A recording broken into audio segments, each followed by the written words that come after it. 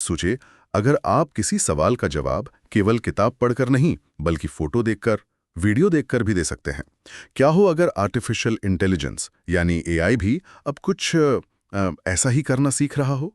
आज हम एक ऐसे ही दिलचस्प तकनीक पर बात करेंगे। ये एआई को ज्यादा स्मार्ट और कह सकते हैं समझदार बना रही है, खासकर जब बात टेक्स्ट के साथ साथ इमेज और वीडियो जैसी चीजों को समझने की हो। बिल्कुल। ये एक बड़ा कदम है एआई के विकास में। हम्म। इस तकनीक का नाम है मल्टी मॉडल प्रॉम्प्ट ऑप्टिमाइजेशन, या आसान शब्दों में कहें तो एमपीओ। हम्म। इसे शोधकर्ताओं ने उन बड़े एआई मॉडल्स के लिए तैयार किया है जिन्हें हम multi modal large language models कहते हैं, एमएलएमएम्स। मकसद साफ है, इन मॉडल्स को सिखाना कि वे सिर्फ लिखे हुए शब्दों मतलब टेक्स्ट पर ही निर्भर ना रहें, बल्कि तस्वीरों, वीडियो क्लिप्स और दूसरी नॉन टेक्स्ट जानकारियों को भी समझें और उनका सही इस्तेमाल करें। अच्छा, तो हमारी आज की बातचीत का आधार है एक रिसर्च पेपर। टाइटल है multi modal prompt optimisation, why not leverage multiple modalities for एमएलएलएम्स।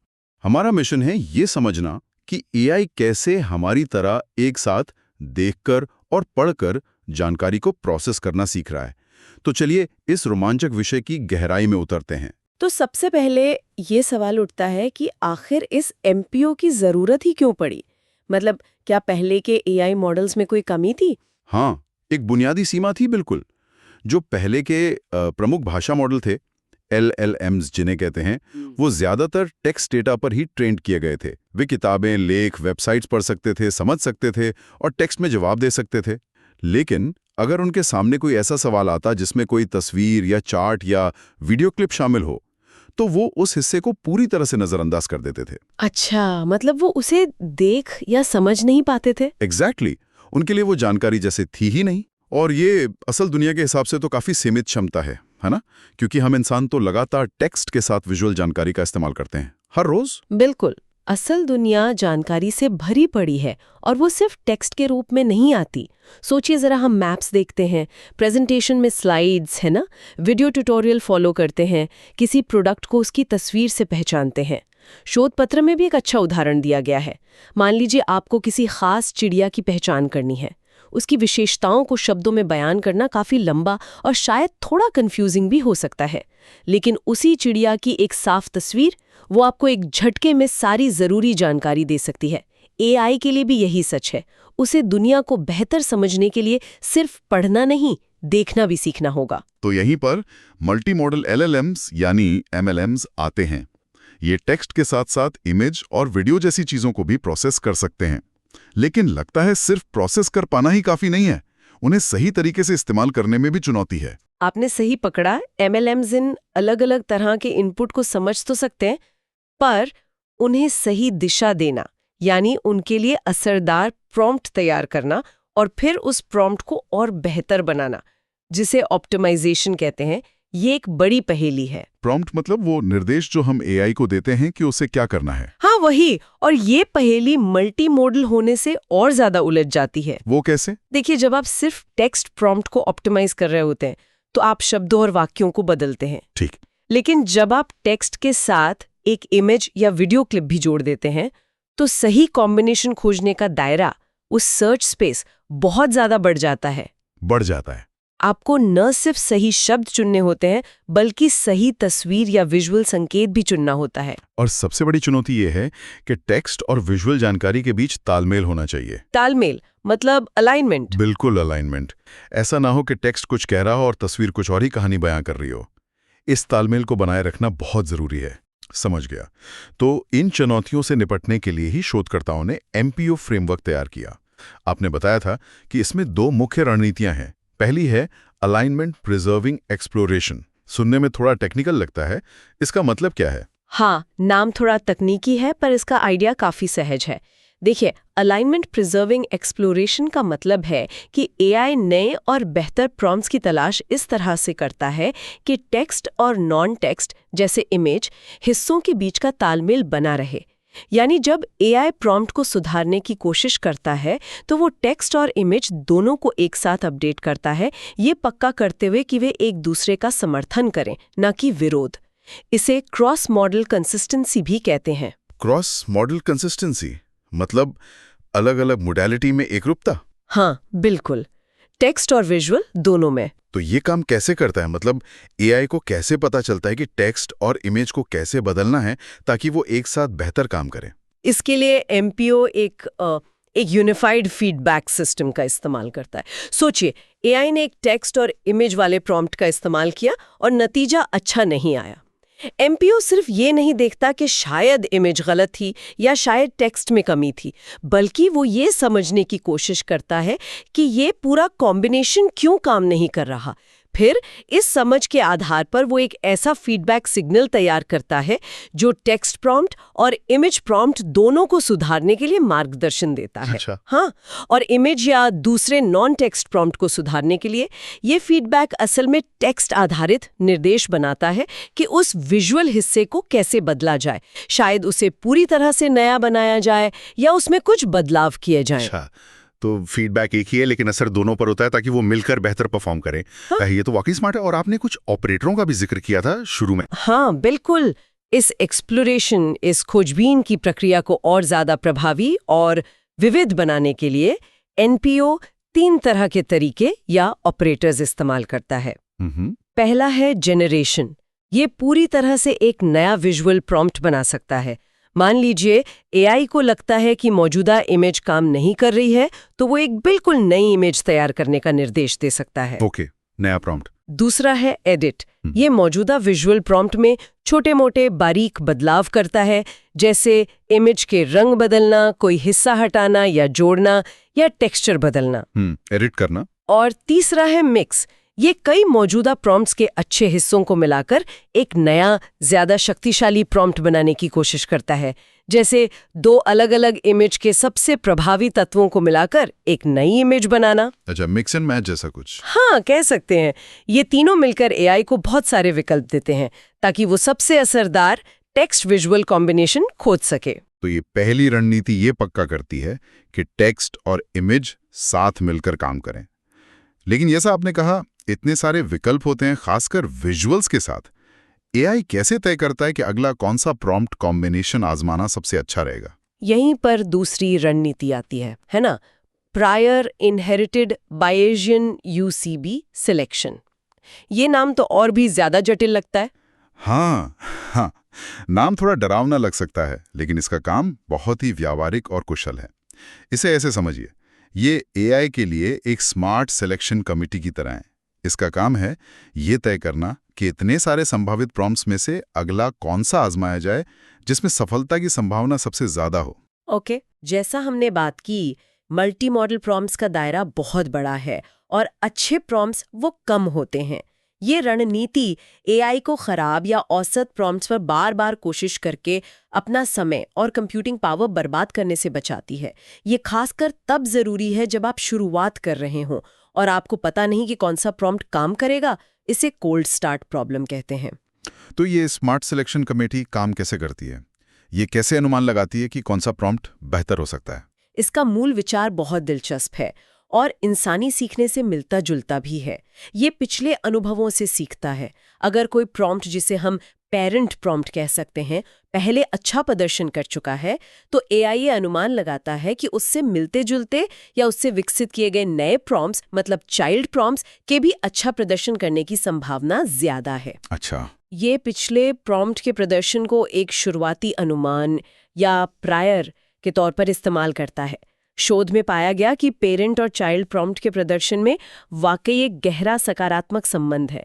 मतलब अच्छे पेरेंट से अक्सर अच्छे बच्चे प्रॉम्प्ट बनते हैं। अच्छा, तो ये पिछली सफलताओं पे दांव लगाता है एक तरह से। जैसे हम भी उन रणनीतियों को दोहराते हैं जो पहले काम कर चुकी हैं। बिल्कुल सही है। ये हर प्रॉम्प्ट की सफलता की संभावना का एक गणितीय मॉडल बनाता है और नए प्रॉम्प्ट का शुरुआती अनुमान इस बात पर निर्भर करता है कि उससे जुड़ा पिछला प्रॉम्प्ट कितना सफल रहा था। इसका सीधा फायदा ये है कि एआई ज्यादा समझदारी से चुनता है कि कौन से नए प्रॉम्प्ट्स को टेस्ट करना है। ये उन रास्तों पर ज्यादा ध्यान देता है जो पहले से ही वायदेमंद लग रहे हैं और उन रास्तों से बचता है जो शायद कहीं नहीं ले जाएंगे। तो इससे पूरी प्रॉम्प्ट खोजने की प्रक्रिया बहुत ज्यादा कुशल हो जाती है। हाँ, बहुत ज्यादा। कितना कुशल? क्या इससे वाकई फर्क पड़ता है? मतलब असल में बचत होती है? शोध के नतीजे बताते हैं कि काफी फर्क पड़ता है। इस स्मार्ट चयन है नीति की वजह से एआई को अच्छे प्रॉम्प्ट्स खोजने के लिए जरूरी टेस्टिंग या मूल्यांकन की संख्या काफी कम हो जाती है। एक तुलना के अनुसार ये तरीका बिना किसी पिछले अनुमान यानी प्रायर के काम करने वाले तरीकों की तुलना में लगभग 42% कम मूल्यांकन में समान स्तर का प्रदर्शन हासिल कर सकता है। 42%, ये तो बहुत ज्यादा है। हाँ, ये कंप्यूटिंग संसाधनों की बहुत बड़ी बचत है। तो संक्षेप में एमपीओ दो मुख्य काम करता है। एक, ये टेक्स्ट और विजुअल प्रॉम्प्ट्स को एक दूसरे के साथ तालमेल बैठाकर बेहतर बनाता है, और दूसरा, ये बहुत होशियारी से चुनता है कि कौन से नए प्रॉम्प्ट्स को आजमाना सबसे ज्यादा फायदेमंद होगा, जिससे समय और मेहनत बचती है। एकदम सही। ये दोनों रणनीतियां मिलकर MLLMs को मल्टी मॉडल जानकारी का प्रभावी ढंग से उपयोग करने में मदद करती हैं। चलिए, अब सबसे जरूरी हिस्से पर आते हैं, नतीजे। ये सब सिद्धांत में तो बहुत अच्छा लग रहा है, पर क्या एमपीओ असल में काम करता है? प्रयोगों में इसका प्रदर्शन कैसा रहा? प्रयोगों के नतीजे काफी उत्साहजनक हैं। सबसे पहली बात, जब एमपीओ की तुलना उन मौजूदा तरीकों से की गई जो सिर्फ टेक्स्ट प्रॉम्प्ट को ऑप्टिमाइज करते हैं, जैसे API, प्रोटेजी, SEE, तो एमपीओ ने लगातार बेहतर प्रदर्शन किया। अच्छा। ये इस बात का पक्का सबूत है कि सिर्फ टेक्स्ट को सुधारने के बजाय टेक्स्ट और विजुअल संकेतों को एक साथ सुधारना ज्यादा असरदार है। और क्या ये सिर्फ खास तरह के विजुअल डेटा जैसे तस्वीरों के लिए ही काम करता है, या ज्यादा जटिल चीजों के लिए भी, जैसे मॉलिक्यूल्स? ये एक और दिलचस्प खोज है। एमपीओ सिर्फ आम तस्वीरों और वीडियो के लिए ही कारगर नहीं रहा, बल्कि इसने मॉलिक्यूलर स्ट्रक्चर जैसे बेहद जटिल और खास तरह के डेटा के साथ भी अपनी काबिलियत साबित की। शोधकर्ताओं ने इसे कई अलग अलग तरह के कामों और डेटा सेट्स पर परखा, जैसे पौधों की बीमारियों की पहचान करने वाले सिस्टम, पक्षियों की प्रजातियों को पहचानने वाले, मेडिकल इमेज के आधार पर सवालों के जवाब देने वाले, मतलब SLAK डेटा सेट, फिर ड्राइविंग के दौरान दिखने वाले नज़ारों को समझने वाले ड्राइविंग VQA डेटा सेट, और यहाँ तक कि नई दवाओं की खोज में मदद करने वाले मॉलिक्यूलर गुणों का अनुमान लगाने वाले कामों में भी TDC डेटा सेट में हर जगह एमपीओ ने अच्छा प्रदर्शन किया। वाह, इसका मतलब तो साफ है, जब एआई सिर्फ पढ़ता नहीं बल्कि टेक्स्ट के साथ साथ विजुअल या दूसरी तरह की जानकारी का भी इस्तेमाल करता है, तो वो ज्यादा समझदार, ज्यादा सटीक और ज्यादा सक्षम बन जाता है। एआई वाकई अब देखकर और पढ़कर सीखकर जवाब दे रहा है। बिल्कुल, ये एआई के समझने के तरीके में एक बुनियादी बदलाव ला रहा है। एक और महत्वपूर्ण बात है इसकी सामान्यीकरण क्षमता। जनरलाइजेबिलिटी। सामान्यीकरण क्षमता मतलब एमपीओ सिर्फ किसी एक खास एआई मॉडल के साथ ही नहीं, बल्कि अलग-अलग तरह के बेस MLMs जैसे क्विन, जेमा, इनके साथ भी अच्छा काम करता है। साथ ही इसे ऑप्टिमाइज करने के लिए इस्तेमाल होने वाले मॉडल जैसे GPT-4o और विजुअल प्रॉम्प्ट बनाने वाले मॉडल जैसे GPT इमेज, वो भी बदले जा सकते हैं और एमपीओ फिर भी प्रभावी रहता है। और एक रोचक पैटर्न ये भी देखा गया कि जितने बड़े और शक्तिशाली बेस मॉडल होते हैं, एमपीओ उनके साथ मिलकर और भी बेहतर नतीजे देता है। अच्छा, तो ये काफी लचीला है मतलब? हाँ, ये दिखाता है कि ये तकनीक काफी लचीली है और इसे अलग-अलग सिस्टम्स में आसानी से अपनाया जा सकता है। शोध में इस बात पर भी जोर दिया गया है कि टेक्स्ट और विजुअल प्रॉम्प्ट्स के बीच तालमेल यानी वो अलाइनमेंट कितना जरूरी है। क्या प्रयोगों ने इसे साबित किया? हाँ बिल्कुल, शोधकर्ताओं ने दिखाया कि टेक्स्ट और नॉन टेक्स्ट प्रॉम्प्ट के बीच जितना बेहतर तालमेल होता है, एआई का प्रदर्शन उतना ही बेहतर होता है। उन्होंने एक प्रयोग भी किया जिसमें एमपीओ द्वारा ऑप्टिमाइज किए गए एक सफल प्रॉम्प्ट से या तो टेक्स्ट वाला हिस्सा हटा दिया या इमेज वाला हिस्सा। ओके।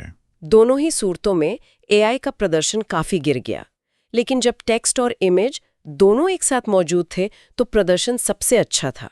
अच्छा। ये इस बात को पुख्ता करता है कि ये दोनों मोडालिटीज अकेले अकेले काम नहीं करती, बल्कि एक दूसरे की ताकत बनती हैं, एक सिनर्जी पैदा करती हैं। और वो जो 3 ऑपरेटर थे, जनरेशन, एडिट और मिक्स, क्या उनका भी अलग अलग योगदान देखा गया?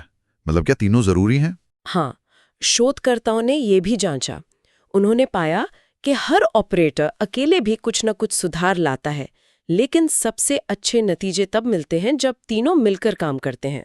जनरेशन नए रास्ते खोलता है, एडिट मौजूदा रास्तों को बेहतर बनाता है और मिक्स अलग-अलग अच्छे आइडियाज को जोड़ता है। इन तीनों का मिश्रण ही एआई को प्रॉम्प्ट्स की दुनिया को सबसे अच्छे तरीके से खंगालने में मदद करता है। और आखिर में वो स्मार्ट चयन रणनीति, prior inherited Bayesian UCB selection, क्या वो वाकई उतनी कुशल साबित हुई जितनी उम्मीद थी? हाँ, उसने अपनी कुशलता को साबित किया। जैसा कि नतीजों में दिखाया गया है, ये तरीका अगर हम बस बेतरतीब ढंग से प्रॉम्प्ट्स चुनें या समान रूप से संसाधन बांटें, उसकी तुलना में काफी कम, लगभग 70% तक कम मूल्यांकन बजट में वैसा ही या बेहतर प्रदर्शन हासिल कर लेता है। 70% कम बजट, ये तो कमाल है। हाँ, ये दिखाता है कि बुद्धिमानी से चुनाव करना कितना जरूरी है, खासकर जब आपके पास लाखों करोड़ों विकल्प हों। तो कुल मिलाकर नतीजे स्पष्ट रूप से दिखाते हैं कि एमपीओ न केवल काम करता है, बल्कि ये कुशल है, अलग अलग स्थितियों में काम करता है और एआई की मल्टी मॉडल क्षमताओं को बेहतर बनाने का एक शक्तिशाली तरीका है। सही कहा। ये नतीजे एमएलएमएस की असली ताकत को अनलॉक करने की दिशा में एक महत्वपूर्ण कदम है। इन नतीजों का व्यापक अर्थ क्या है? एमपीओ जैसी तकनीकों से भविष्य में किस तरह के एआई सिस्टम संभव हो सकते हैं? क्या चीजें बदल सकती हैं? संभावनाएं बहुत रोमांचक हैं। जरा सोचिए, एमपीओ और इससे मिलती जुलती तकनीकों से ऐसे एआई सिस्टम बन सकते हैं जो सिर्फ टेक्स्ट पढ़कर जानकारी नहीं दोहराएंगे, बल्कि इमेज और वीडियो देखकर तर्क कर सकेंगे, चीजों के बीच संबंध समझ सकेंगे और शायद थोड़ी कॉमन सेंस भी विकसित कर पाएंगे। वे जटिल मल्टीमीडिया निर्देशों को समझ सकेंगे।